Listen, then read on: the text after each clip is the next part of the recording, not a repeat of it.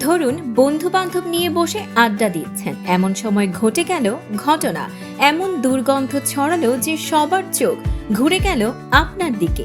বিষয়টা অনেক বিব্রতকরই বটে, তবে যদি সেই দুর্গন্ধের বদলে বেরোয় গোলাপ বা চকলেটের সুবাস, তাহলে কেমন হয় বলুন তো। এমনই অবাক করা, পিলে চমকে দেয়া এক আবিষ্কার করে আলোচনায় উঠে এসেছেন ফরাসি বিজ্ঞানী ক্রিশ্চিয়ান পয়সেভাল।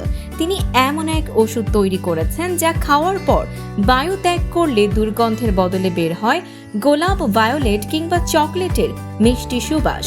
টাইমস অব ইন্ডিয়ার প্রতিবেদনে জানা যায়, ফ্রান্সের ঝেভা গ্রামের বাসিন্দা ৬৬ বছর বয়সী এই উদ্ভাবকের জীবন জুড়েই ছিল অদ্ভুত সব সমস্যার সমাধান খোঁজার নেশা।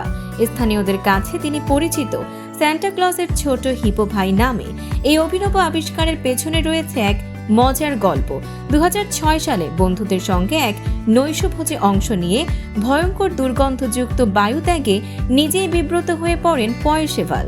বন্ধুদের মুখ দেখে তিনি বুঝে যান এই সমস্যার সমাধান করতেই হবে। সেই রাত থেকে শুরু হয় গবেষণা। ফলাফল, প্রাকৃতিক উপাদানে তৈরি সুগন্ধি বড়ি। এর আগে তিনি গোলাপ ও ভায়োলেটের সুবাস ছড়ানো বড়িও বানিয়েছেন। এমনকি পোষা প্রাণীর বায়ুত্যাগের দুর্গন্ধ কমানোর পাউডারও তৈরি করেছেন তিনি।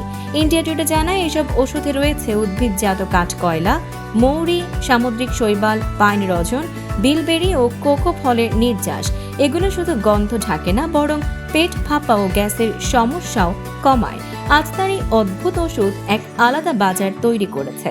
উৎসবের সময় কেউ স্বাস্থ্য রক্ষায়, কেউ আবার মজার উপহার হিসেবে কিনছেন এই সুগন্ধি বায়ুপিল।